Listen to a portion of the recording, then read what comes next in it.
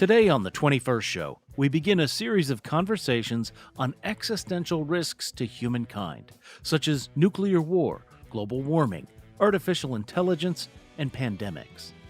Those dangers are regularly explored by the Bulletin of the Atomic Scientists, which was founded 80 years ago in Chicago. We'll talk with the magazine's editor, John Mecklin. We also want to hear from you at 800-222-9455. How much do you think about these risks? Does that thinking affect your life? And how do you make sense of threats that seem too big to grasp? Again, 800-222-9455. I'm Brian Mackey, and that's all coming up today on the 21st Show, which is a production of Illinois Public Media. But first, news.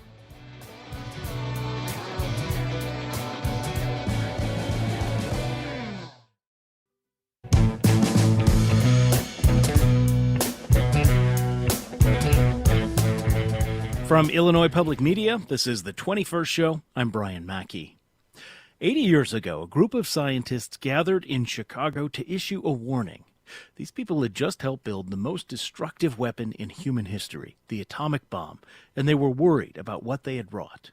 So on December 10th, 1945, these Manhattan Project veterans at the University of Chicago published the first issue of the Bulletin of the Atomic Scientists. Their goal was to warn the public and policymakers about the dangers of nuclear weapons and to advocate for international control of atomic energy before it was too late. A couple years later, the bulletin introduced what would become its most enduring symbol, the doomsday clock. That clock now stands at 89 seconds to midnight, a warning that we are closer to catastrophe than we have ever been. And the threats the bulletin tracks have expanded beyond nuclear weapons and now include global warming, pandemic disease, and artificial intelligence, among others. But in an era when there's great distrust in expertise and institutions, how do these warnings land? And how can we will ourselves to care about these concerns that seem so far beyond the ability of everyday people to address?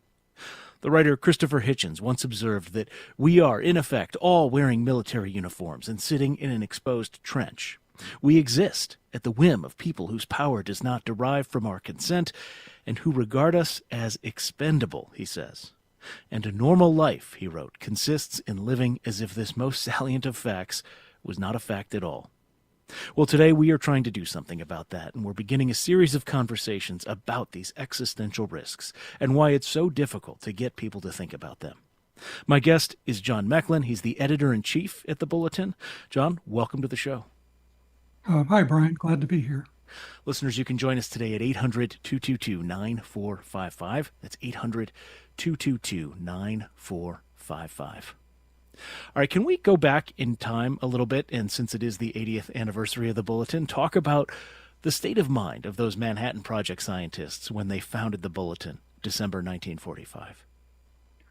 Well, this was, 3-4 months after the atomic bombs had been used in Japan, and there were a number of Manhattan Project scientists and leaders even who were pretty clear in their minds that what atomic weapons were was brand new and outside the understanding of world leaders. They didn't really understand what would happen if you didn't control this new power in some way.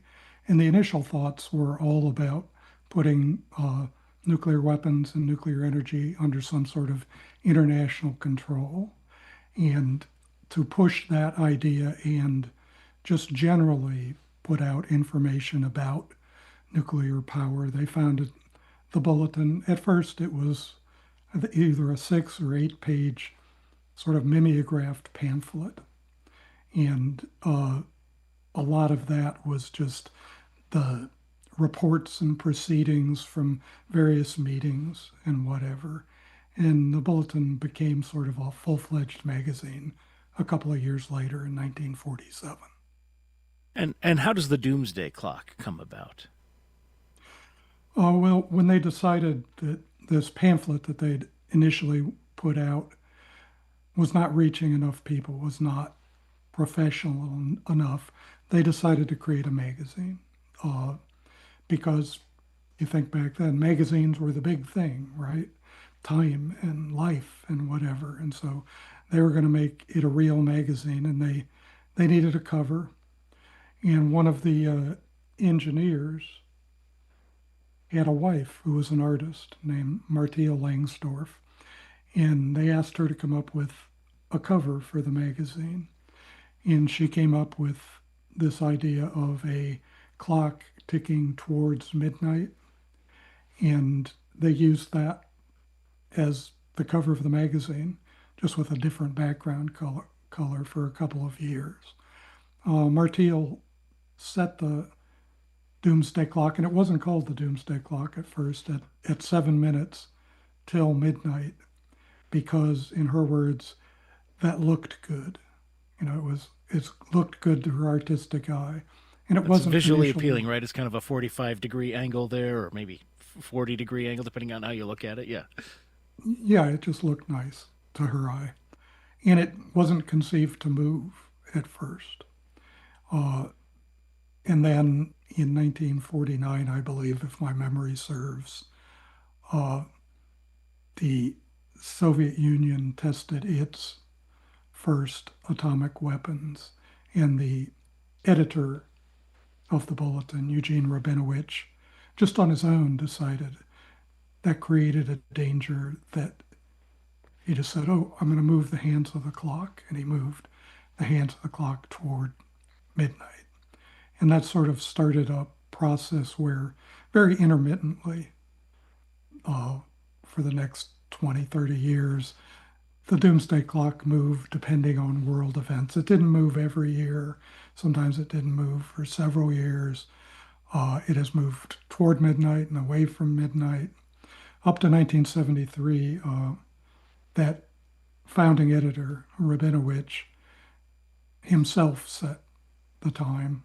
Since then, they've created different boards of the bulletin, have set the time on the doomsday clock. Right now, our Science and Security Board, which is a group of 15 to 20 subject area experts in existential risks, they meet several times during the year and decide in November where they want to set the clock for the coming January. So this January 27th, they will announce the time on the clock. So you mentioned it's moved closer, it's moved farther away. My understanding is presently the 89 seconds is as close as it's ever been. What does that represent? That represents the judgment of these experts, looking at, compared to last year and compared to the whole history since 1945, how dangerous is the world?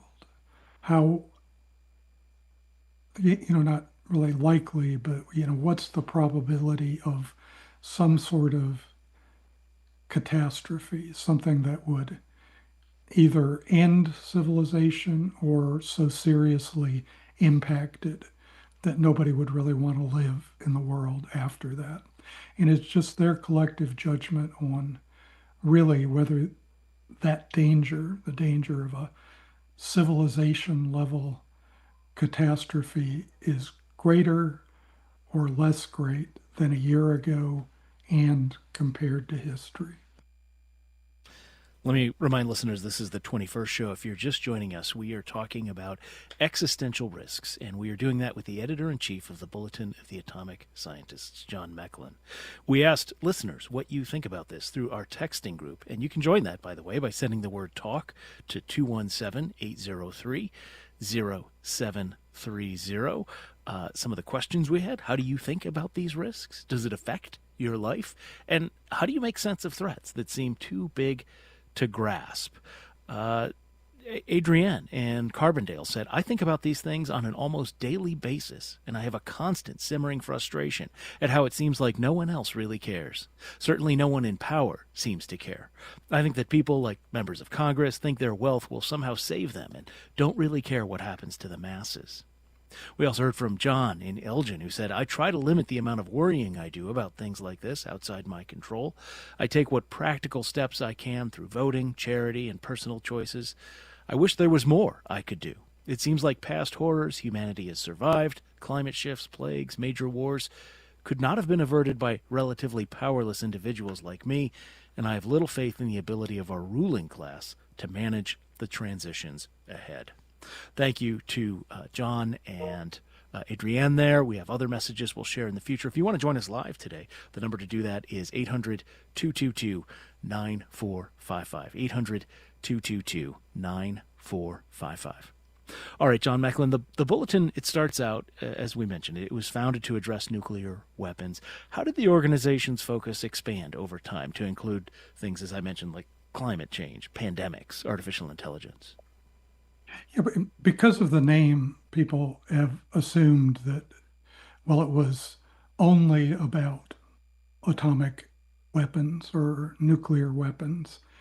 Yeah, but from way back, even into the 40s, early 50s, the scientists who formed the bulletin understood that nuclear technology was just the first technology that would be revealed that could threaten humanity as a whole. And they were talking about other technologies very early on. The bulletin was reporting on climate change in the 1960s. I mean, I think the first cover story in the bulletin about climate change was in 1978, a long time before it became, you know, a big thing on the public scene. And the same with biological threats. The people at the bulletin were reporting on them, 20, 30 years ago. So it was a gradual thing of reporting on all sorts of global kinds of threats.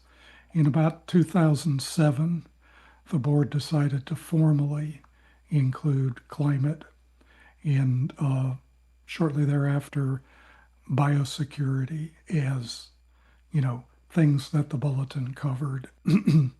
And now we've added sort of a fourth bucket of terrible things that could come. We just call it disruptive technology. It's things, it's new technology that could have, if it's misused, existential dimensions. And the one that people think of when I say things like that, of course, is artificial intelligence. There are obvious ways in which it could do very good things or very terrible things to the society overall. And that's pretty much become the bulletin's remit, is to deal with technologies that have civilization level potential impacts and to write about how to manage them, how to reduce those threats, and how to, if possible, eliminate some of them. So, okay, so let's begin with nuclear, as the bulletin did, and go through some of these individual threats. What does the current nuclear landscape look like? Right? Can you say how many countries, at least roughly, have nuclear weapons, and what sort of trends the bulletin is tracking? Well, there are, to everyone's knowledge, 9 nuclear powers. Uh, the three biggest being the United States, Russia, and China. The United States and Russia having vastly more, even than China, although China is building up its arsenal rapidly as we speak. There are about, if I remember right, 13,000 nuclear weapons in the world. If I've misstated, all you need to do is type nuclear notebook into your browser and pull up the latest or one of the latest nuclear notebooks, and it'll give the exact numbers on how many nuclear weapons each of the 9 nuclear weapons countries has and the total in the world. Right now, the nuclear situation is not good. Uh, all 3 nuclear powers are, quote, modernizing their arsenals, meaning they're creating new delivery systems, making the delivery systems more accurate. Uh, the United States has just announced it's going to try to build a Golden Dome missile defense structure, which is unlikely to be as effective as portrayed, but it is very likely to be quite expensive and to spark a renewed arms race where other countries build more missiles and more ways to send nuclear weapons to evade the missile defenses that the United States has at least indicated it wants to build. There's This may sound also, familiar to people who lived through Star Wars, not the movie series, but the political issue in the 1980s. Yeah. yeah, it's sort of Star Wars rebooted. The claim is that now the technology is advanced enough to make it practical to shoot down, you know, a barrage of nuclear missiles. I have yet to find the uninterested missile expert who agrees with that. Most that I know think it's a pipe dream and a really expensive pipe dream that will do terrible things to the overall threat landscape. It's also a problem in that all the what had happened through the Cold War was there's an architecture of arms control, a whole set of treaties that have been enacted to control the numbers and types of nuclear weapons. And essentially, all of those have fallen apart. The United States and Russia, have essentially withdrawn from all of them except the last remaining one, New START, which limits warheads and launchers only. It is set to expire in next month in Yeah. February. And so far, there are no talks that I know of, focused on extending it. Yeah. All right. We are going to continue with John Mecklin, editor of the Bulletin of the Atomic Scientists. We need to take a short break. This is the 21st show. Stay with us. Support for the 21st show comes from the Des Moines Arts Center, presenting Manuel Alvarez Bravo, a pioneer of Mexican photography, featuring collaborators like Frida Kahlo, Diego Rivera, and more. On view through January 18th. More information at DesMoinesArtsCenter.org.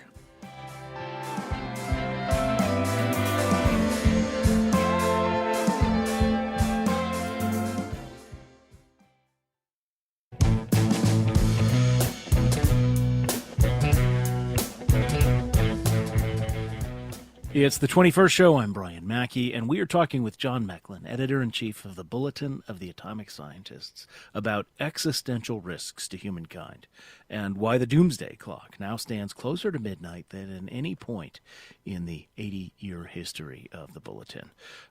If you want to join us today, the number is 800-222-9455. Are these risks something you think about? How often do you think about it? And how do you make sense of threats that, in a lot of ways, seem almost too large to really comprehend, or at least to stay, upbeat in your everyday life if you spend too much time dwelling on the possibilities here? We have a text message I want to read now from Terry in Batavia, Illinois, who said, "Global warming and AI concern me more than nuclear war. Now, localized war, Ukraine, Venezuela, etc., are a worry. Whether that's right or wrong, I don't know, but I can do something limited about global warming and artificial intelligence in my daily decisions. To quote Helen Keller, I am only one, but I am still one. I cannot do everything, but still I can do something." Again, you can join us today, 800-222-9455. All right, John, we mentioned beyond nuclear weapons, the Bulletin tracks global warming as an existential threat. How would you rate the current state of that risk? Well, it's a continuing risk. It's something that unless greenhouse gas emissions are leveled off and go down worldwide, the planet will continue to warm. And so far, all the world's countries have done, an absolutely insufficient job of making those kind of cuts in basically requires a gradual getting rid of the burning of fossil fuels as a form of energy, meaning to reach a point where the planet stops warming, it's going to have to be no more gasoline cars, no more coal-fired power plants. We just won't be able to burn fossil fuels. And the problem right now is that one of the leading voices in the world for doing something about climate change, the United States, has completely reversed course under President Trump, who, for whatever reason, doesn't believe the overwhelming consensus of scientists that human activity is causing the planet to warm in a way that could be catastrophic for the planet. The policies that the United States is following, sort of a war on renewable energy in an attempt, even through seizing the president of Venezuela to expand the use of oil, is extremely counterproductive. It's just flat out dead wrong. And the degree to which politicians who know better aren't making this a front and center issue is it's kind of disgusting to me. I mean, even if you got them aside in private, most Republicans in Congress would acknowledge that climate change is real, it's caused by humans, and that we got to have a plan to zero out the use of fossil fuels in some relatively short period of time. Instead, they've got a president who's going in the exact opposite and wrong direction, and they aren't saying anything about it. So it's not a good situation. That sets an example. Other countries feel they don't have to be as proactive about dealing with emissions. And then there's a whole set of countries that are oil producing countries that want the money, right? Russia, Saudi Arabia, UAE, the Gulf states in the Middle East, and the United States are all big oil producing countries. And yeah, on the short term, they can make more money by selling more and more oil and drilling for more oil, but it cannot continue. And the reason for that isn't political, it's a matter of physics. As we add carbon dioxide to the atmosphere, the planet will warm. If we don't do something about it, the warming will cause true catastrophe. And so I'm sorry I'm so cheery about this, but it's not a good situation. Well, the whole show is on existential risk, so we're going to just accept this is not a bright sunny start to the new year. But I want to come back to something you said, which is if you are of the belief that if you pulled Republican members of Congress aside, for example, they would say yes, we acknowledge this is real. 20, 30 years ago, I think that would have been true. We are so segmented in our information bubbles these days, and you can live in an environment where you only, now maybe should have known is a different thing, but I wonder if people really know, I'm guessing that the bulletin does not have, as wide a subscribership on that side of the aisle as it might among progressive or liberal or democratic people. That's a common assumption.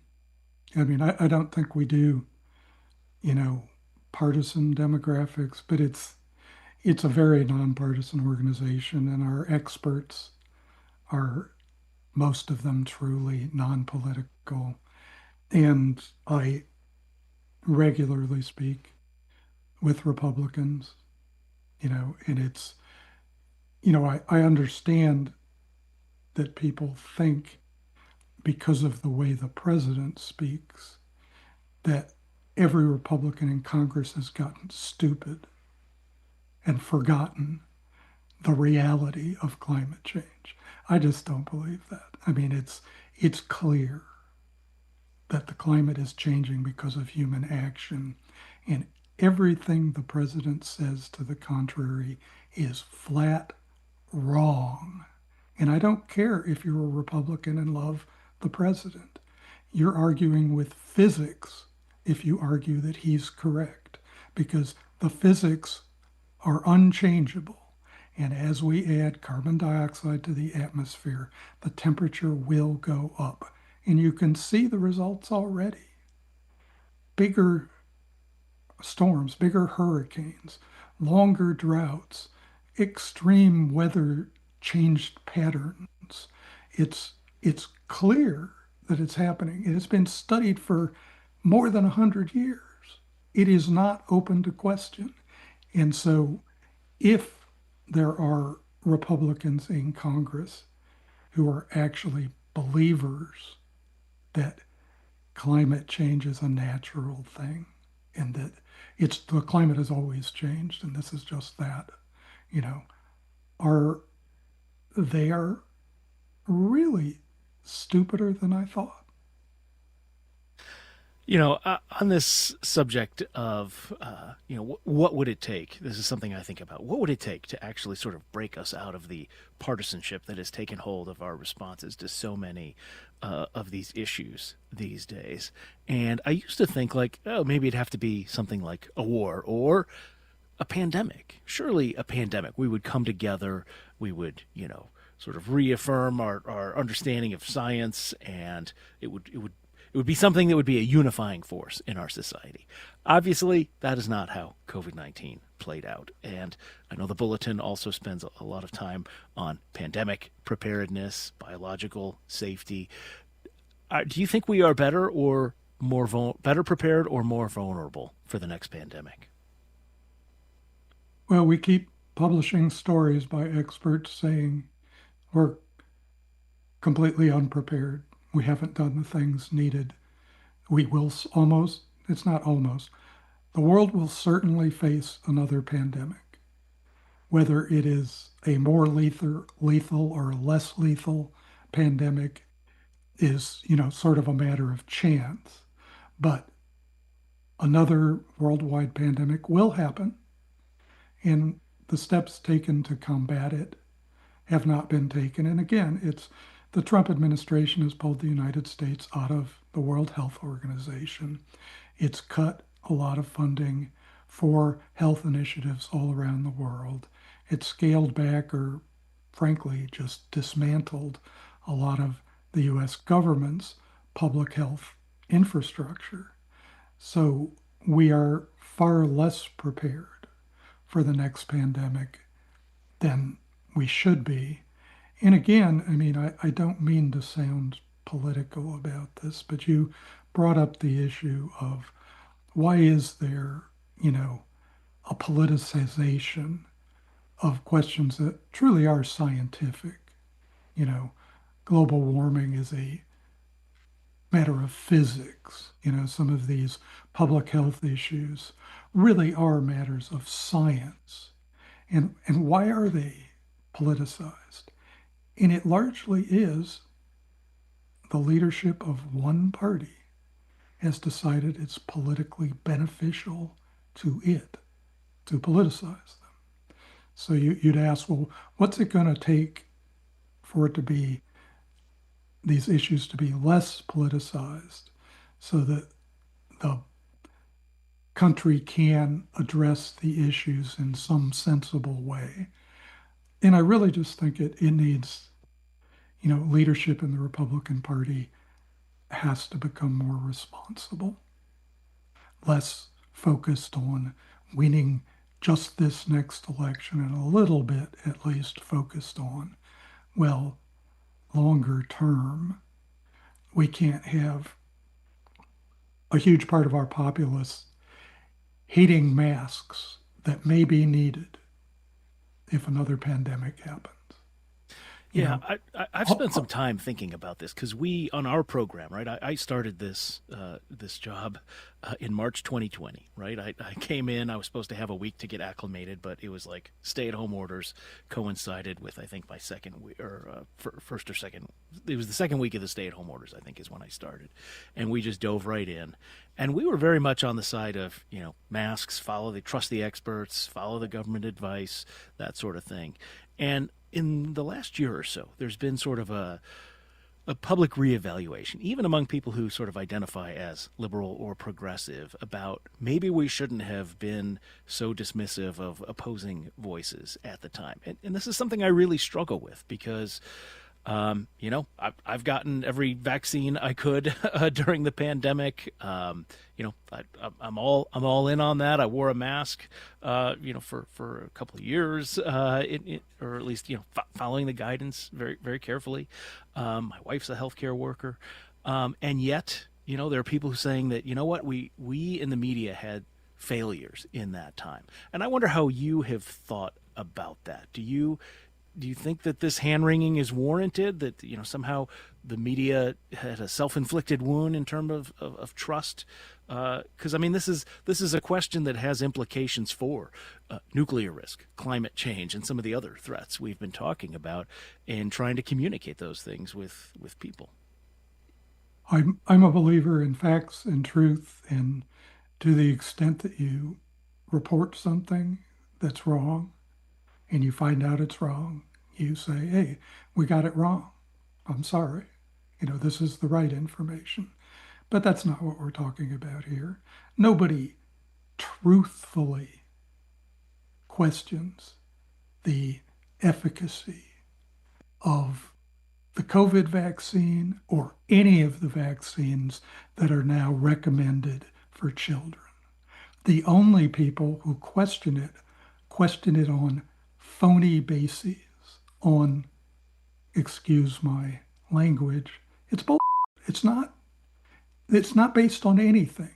And so when you say, oh, should the media have, well, no, the media should be full-throated saying this stuff that Robert F. Kennedy Jr. is putting out is garbage. He's wrong. He is undermining. He's going to kill people with what they're doing, undermining people's beliefs in vaccines. And I just think that hand-wringing approach of, ooh, maybe we upset some people, is like, it's not the job of the media to make people happy. It's the job to tell them the truth. One of the other risks we've talked about is, I think you referred to this not as just artificial intelligence, but disruptive technologies. How do you think about that? Good goodness, what beyond artificial intelligence do we need to be thinking about, right? Bad enough if we're all turned into paper clips, or, the machines, as so many movies have shown, decide that humans are an obstacle to optimizing the betterment of the earth. What sort of, how are you thinking about those risks? Well, there are a lot of intersecting risks. So, as a for instance, people talk about AI in the terms you just talked about. It's going to become smarter than us and either kill us all or treat us like pets. Uh, but there are other, probably more likely risks or more visible risks in, for instance, AI technology can be used to create new forms of life with gene gene technology. And there's great worry about using AI to create, for bad actors to create new pathogens that are very lethal and that there are no defenses to. That's just one example. Another example is the incorporation of AI into weapon systems so that you can create weapons that autonomously seek targets and kill them, blow them up. Uh, that kind of technology is rapidly coming into view in Ukraine and elsewhere through drones and other things, where having a human actually deciding what is shot at is becoming increasingly less clear, and machines increasingly influence what's shot at, where, and when. And those kind of risks, autonomous weaponry, Yeah. that those are just two of many, many emerging technologies that. Sure. All right, we're going to have to take another break, and we will continue with John Mecklin of the Bulletin of the Atomic Scientists. This is the 21st Show.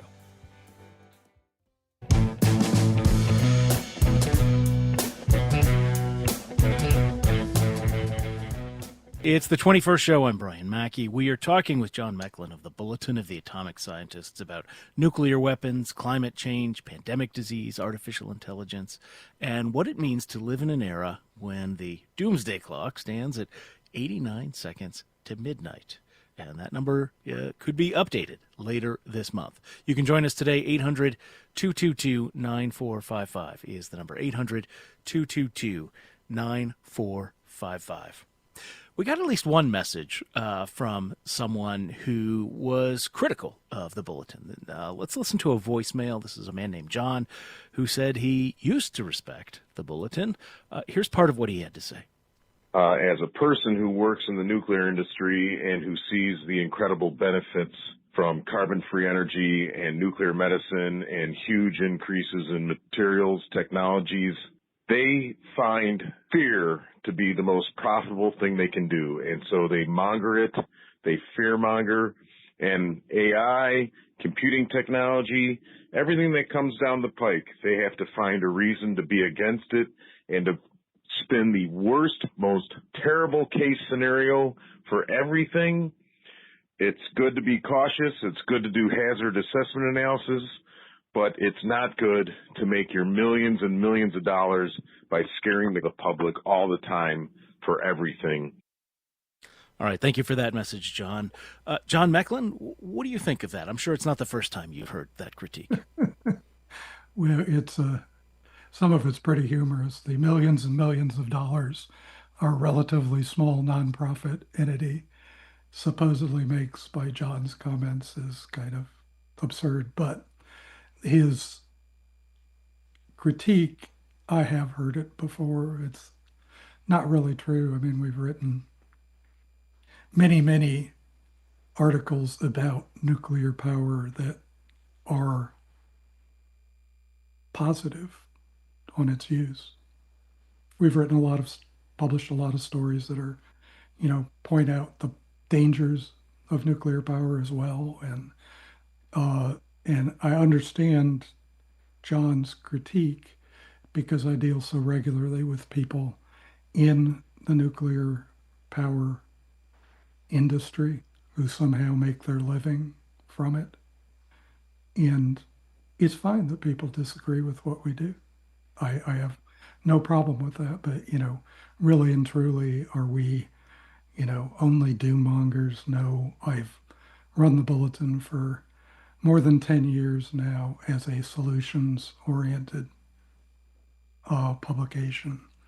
And the basis of the Bulletin, its mission is to talk about the great positive effects that technology can bring, increasing them and reducing the negative sides of technology. These technologies we're talking about are what they call dual-use technologies. They have potentially great positive impacts, like nuclear medicine. I know all sorts of people who have had, including me, who have had great benefits from nuclear medicine. The Bulletin doesn't go around saying, nuclear medicine is bad. And it doesn't say nuclear power is universally bad. It's just there are these things you have to watch out for. So I guess my bottom line is that a lot of times for a lot of the people who work in the nuclear industry, nothing you say is positive enough. It's got to be just 1,000% full-throated support of nuclear power in every way, or they think you're the enemy. So it's interesting because I have a listener who often criticizes me as being too pro-nuclear on the program. So you can't win, I guess. I want to ask you about this idea of I think it was the philosopher Timothy Morton has that concept, hyperobjects, right? Climate change, nuclear arsenals. These are problems that are so vast in scale and duration and potential for destruction that they really defeat our traditional ways of thinking about things. I wonder how that matches your experience trying to communicate about these threats. There is, I mean, I saw right away when I became head editor of the Bulletin that you can either daunt people or make them just tune out because the threat is general. It's a terrible threat, but you know, a nuclear war didn't happen 2 years ago, so you can point to it and go see how bad it is. So it's somehow theoretical, it's general. Same with climate, although there are some effects you can point to.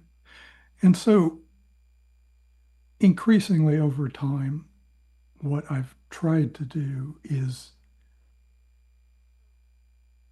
have what we publish address actual solutions and how they might be implemented, realistic ways to make the situation better, and in some ways to directly aim that at ordinary people. There aren't, you know, when you say climate change, well, there are things individuals can do to cut their, climate, their carbon footprint and whatnot. But there are also people sometimes in feeling helpless before these giant, daunting issues forget that even small groups of people are terrifying to politicians.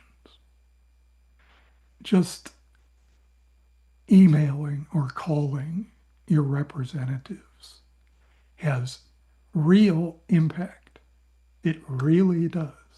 And getting that across to people that, if you're upset about the climate, if you're upset about the vast amount of money spent on nuclear weapons that really could never be used unless you want to end humanity, tell your congressman, tell your senator, tell your city council people, your state level people, and, be reasonable about it.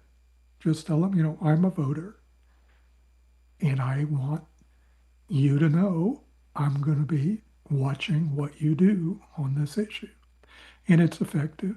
I have seen it, and I have talked to enough people in Congress and enough people who have worked with Congress to know that it reaches. It has an effect. It's just so far not enough people are doing that. If you go back to the 1980s, when people were marching in the streets about nuclear weapons, it had a real effect.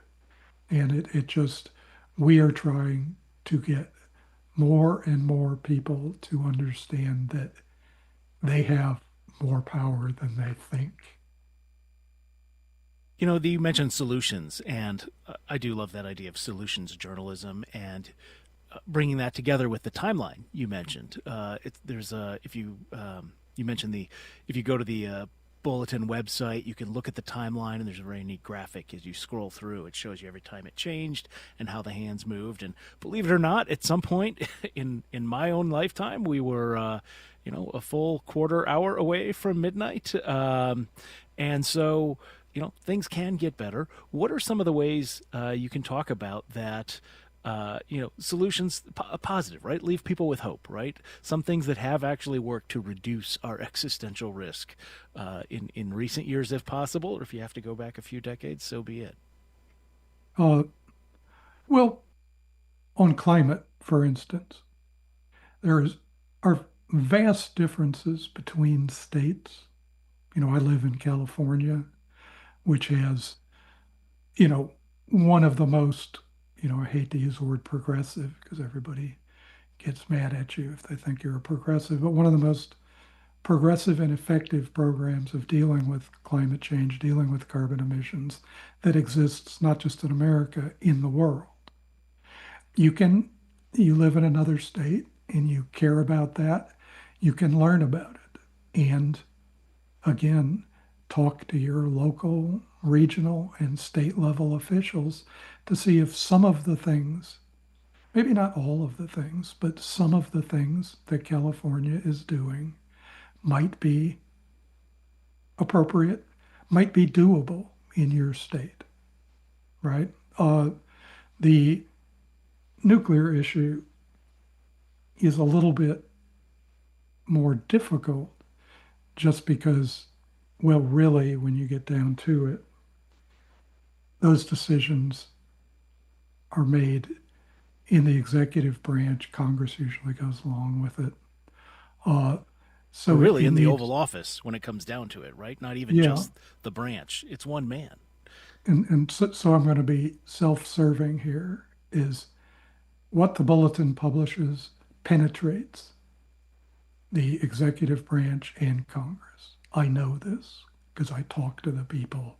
You know, I know it because our authors, sometimes want something they've written to be published by a certain date because they're going to talk to the National Security Council that day and they want to give them the article.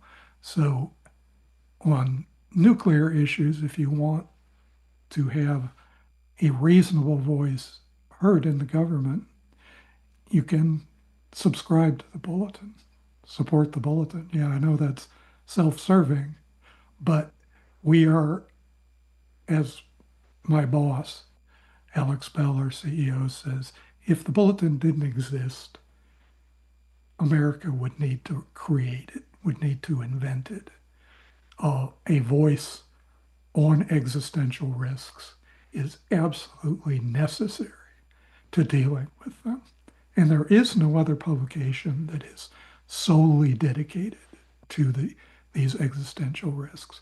So if you're concerned about them, even if it's, $5, even if it's you just subscribe to our magazine when we put it on sale sometime, however it is, if you support us, we can help. Last question. What gives you hope in these dark times?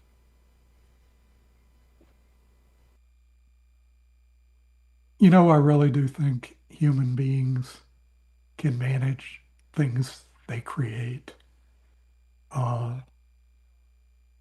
It's uneven, but I think that, you know, the arc of history does bend toward justice. I can't imagine that anybody actually wants to destroy the earth. The question is just how do we make these difficult issues salient enough that enough people decide to do something about them? And I happen to think my job is the best job in journalism. I get to try to save the world every day when I go to work. So to do that, I have to be hopeful. And I really am. I don't think, you think of the worst leader in the world, the worst dictator you can imagine. I don't think any of them would have chosen to end civilization, to make the earth unlivable. So if we can get leaders who are a little bit better than that, I believe we can deal with these threats. John Mecklin, Editor-in-Chief of the Bulletin of the Atomic Scientists. Thank you for taking the time to speak with us. Happy New Year. It was my pleasure.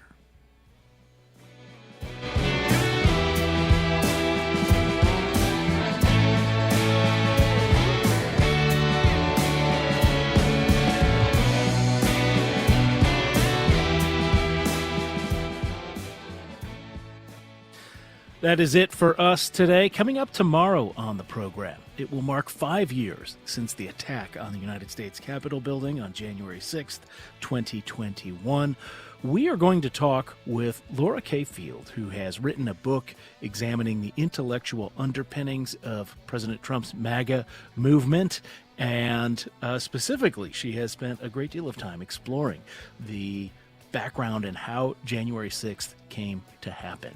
That's coming up tomorrow on the 21st Show. We'd love to hear from you. Talk at 21stshow.org is our email address. Let us know what you thought about today's show or ideas you have for future topics. Again, talk at 21stshow.org. The 21st Show is a production of Illinois Public Media. I'm Brian Mackey. Thanks for listening. We will talk with you again tomorrow.